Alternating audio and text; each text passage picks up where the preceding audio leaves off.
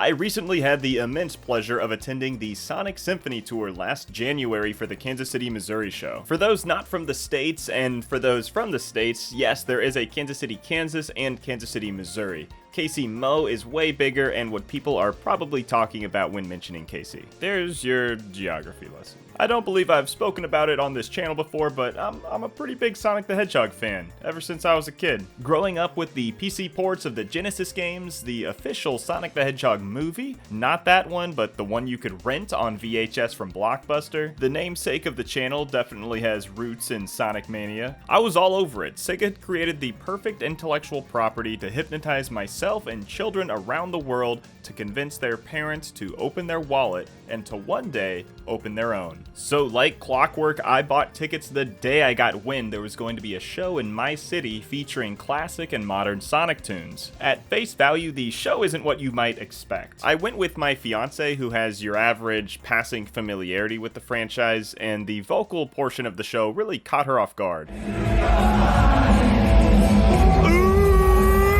She says in a good way, but I understand. The show advertises itself as a symphony, which is certainly true, up until about the halfway point where it essentially becomes a rock concert. We'll get into it later, but I think the dichotomy of those two styles is the show's main selling point, to fans and non-fans alike.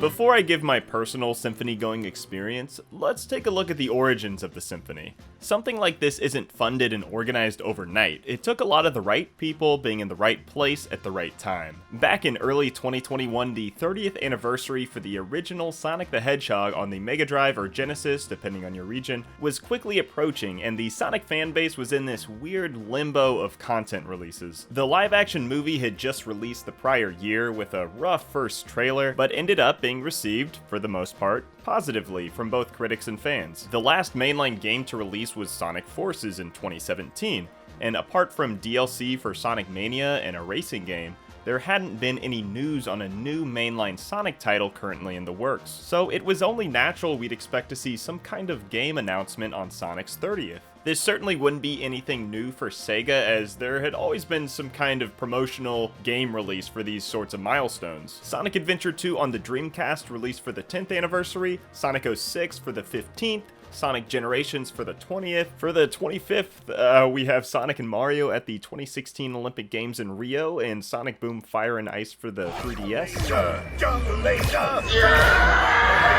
But you know, the 25th anniversary wasn't as important as the ones divisible by 10. Later in 2021, we would get a remaster of an existing Sonic game in the form of Sonic Colors Ultimate. The release of that game is a whole other story, but you know, a remaster on the 30th anniversary, you know, that's kind of weak. Wonder how many of these baby Sonic keychains are now in landfills. On May 27th, Sega finally quelled fan speculation at the first Sonic Central presentation by announcing the Sonic Symphony live stream to take place exactly 30 years after the North American release of the original Sonic the Hedgehog, June 23rd, 2021. It was no secret that the reception of Sonic games had been mixed for the last, few decades. None of this is good, Vector.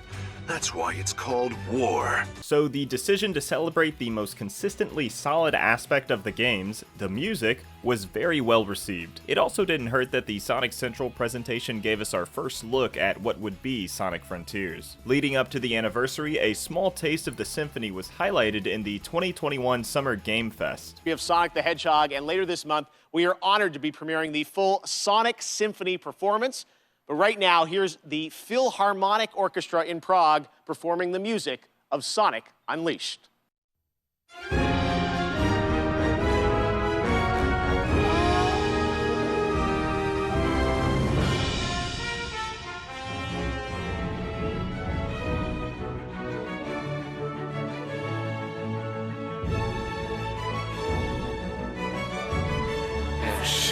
Yes! Yes! Come to Papa! June 23rd arrived, and I, like many others, tuned in to a show that succeeded in capturing 30 years of wistful, speedy joy, and the collective 5 to 10 years of crippling disappointment, but in a nostalgic sort of way. Featuring the Prague Philharmonic Orchestra performing orchestral arrangements, plus the Tomoya Ohtani Band and Crush 40 delivering the vocal and rock portions. In addition to the audio stimulation of the concert, footage of whatever game's soundtrack was currently being covered was also shown. And I gotta say, there is just something bizarrely fascinating in seeing one of Europe's greatest philharmonic orchestras juxtaposed to the BioLizard from Sonic Adventure 2. So needless to say, the free 30th Anniversary Symphony stream was received positively. This gave Sega the go-ahead to premiere the first live symphony concert that would take place on October 12th, 2022 in Sao Paulo, Brazil. Fast forward to the 2023 Sonic Central presentation, and the Sonic Symphony World Tour dates and venues are unveiled, from London to Tokyo and even Kansas City. Guest appearances at select shows were also promised, including Jun Senoue, Crush 40 guitarist and longtime Sonic game composer since Sonic 3, Johnny Gioli, vocalist of Crush 40, and Tomoya Ohtani, another longtime Sonic game composer since Sonic Adventure 2. While the symphony is still touring during the making of this video, so far we have seen all three in the London and Los Angeles shows. Johnny Gioli made an appearance during the Chicago and Boston shows in late 2023, and though he's not listed on the official Sonic Symphony site, Kellen Quinn, who did vocals for a handful of Sonic Frontiers tracks, made a guest appearance at the LA show. What you listening to, son? I don't think you like it. Well, why not? I like this new generation of music.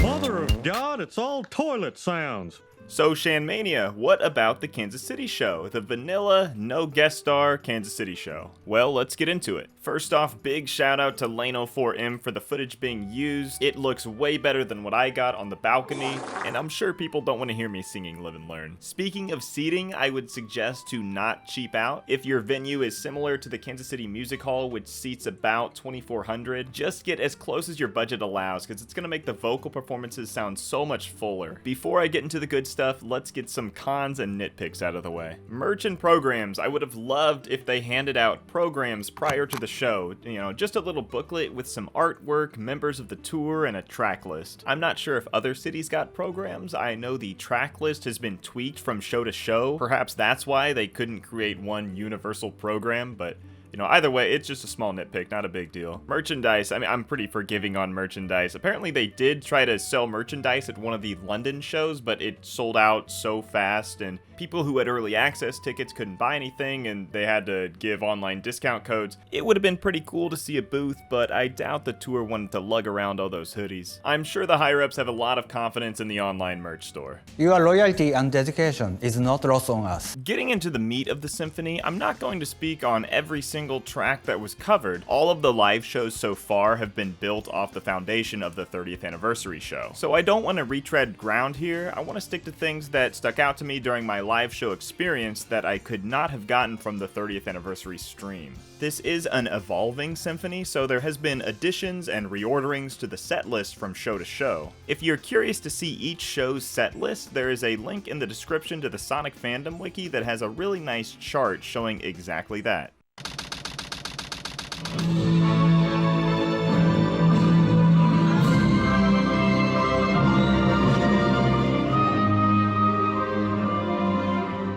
My show started right on time, 8 p.m. CST, beginning with the Genesis games, Sonic 1, CD, 2, and 3 and K. All of these were fantastic, especially Sonic 2. That's easily your crowd favorite for this classic era of songs. The ending theme translates beautifully to a live orchestra. Probably the best next to the Unleashed tracks. And they made the right choice to incorporate the original images from the Genesis game into the show.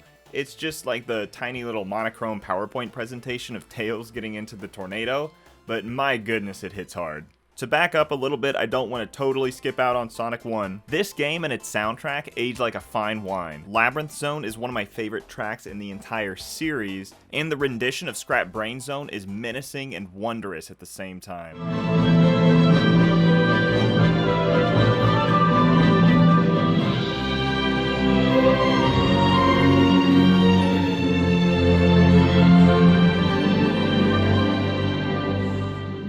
Sonic CD got a medley this time around. It was noticeably absent at the 30th Anniversary Symphony. We did get Sonic Boom there, but this time we have a proper medley with the PAL and Japanese soundtrack. There was a lot of love for Chao as well. Every time a Chao was on screen, the audience would go nuts or give it, a big aww. Not to mention, there was a whole medley for the SA2 Chao songs. I suppose it's all just more fuel for the Sonic Adventure remake fire. Oh yeah! This is happening! Speaking of Sonic Adventure, I'm really happy we got to see It Doesn't Matter in some form, but Believe in Myself, I'm a little mixed on. Sure, people like Tails, and maybe that's why they included it, but this song, specifically in an orchestral setting, sounds a little too sappy for me. Whereas It Doesn't Matter, which is stapled on the back of this song, works, I think, as a slower rendition. It's certainly a matter of personal taste, and I think people will still get what this rendition of the two is trying to evoke. All's well that ends well, right? Wrapping up Act 1 is another new addition for the World Tour, the Sonic Frontiers medley. There's certainly something poetic about ending the first act with a medley from this game, being that the first symphony was announced at the same event Frontiers was first teased. Good evening, my friends. How are you feeling?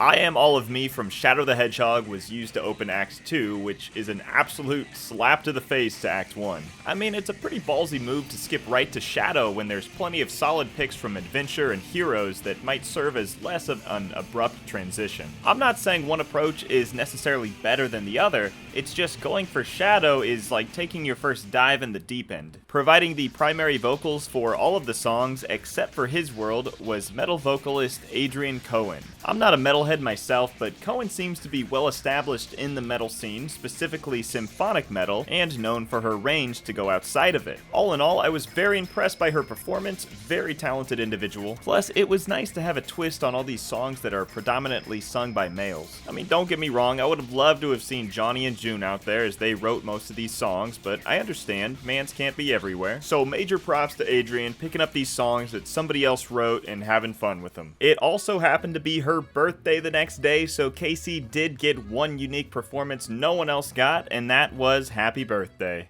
Tomorrow's your birthday.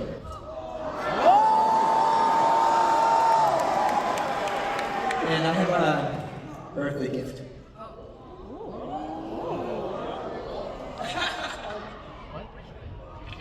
Open it. It's very forward. It's official. I literally met you last month. Which one is it? Shadow!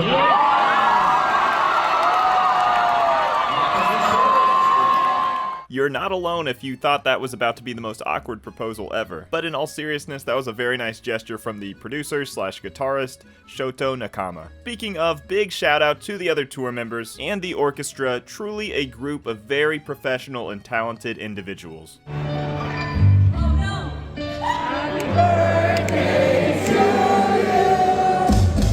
The rest of the songs for Act 2, I think they play it pretty safe, and that's not a bad thing. You get the big song from each big boy Sonic game. Sonic Adventure 1, Open Your Heart, Sonic Heroes, What I'm Made Of, Sonic Unleashed, Endless Possibility, etc. There was kind of an awkward stop where the audience was asked if they had played Sonic Superstars yet, and then the orchestra played a Sonic Superstars song, which is fine. It probably just would have been better served in the first act, but obviously this is the newest game, and it felt a little pandering, and like someone from Sega had their hand in there like, hey, make sure that people know this game is on more platforms than Mario Wonder.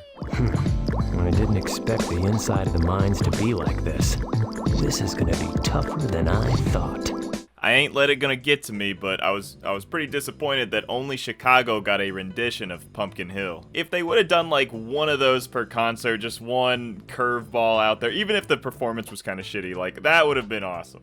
Gotta give special mention, even though I'm not the biggest fan of the songs themselves, Adrian Cohen did a fantastic job with the Sonic Frontiers songs. Undefeatable, which I do like, and Breaking Through It All. These songs are a lot more screamy, and I'm guessing it's kind of the bar that the producers set when they were casting vocalists. Definitely the two songs where Adrian looked the most in her element, and these songs were later in the set, so by the time we got to them, it was like, oh, wow, I didn't know she had that range.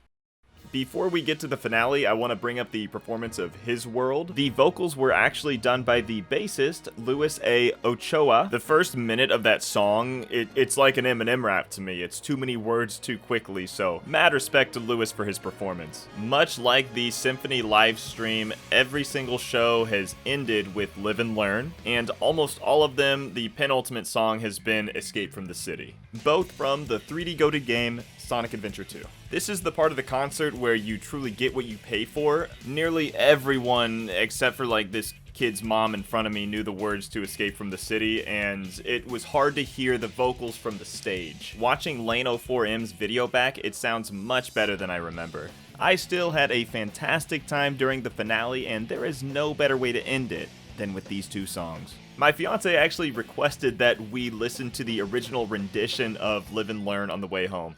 That's how good Live and Learn is. It may never be topped, and I'm super glad that Sega and the producers realized that. They don't shove the new hotness into the finale, they give the people, what they came there for. Two hedgehogs fighting a giant lizard with a space station shoved up its ass. Perfection. This is Shaymania. Been away for a while, but I'm back to kick some butt in Wild Canyon. Thank you so much for watching, but I have been away for a little bit. Probably past month and a half, I've been working on moving into this new place, so taking up a lot of the video production time, but I'm gonna try to, get that more streamlined this year. Should see a more constant flow, but thank you again for watching. Please hit all the buttons, comment, do all that stuff. Big shout out to the channels that actually recorded video close up at the Symphony. That was a huge help to this video. I was far back there, so all my stuff looked like crap. So that was super helpful. So, alrighty guys, well I hope you enjoyed it. Next video probably won't be Sonic related, but I had to do a Sonic video, But have a good rest of your night, tip your servers, and I'll see you next time.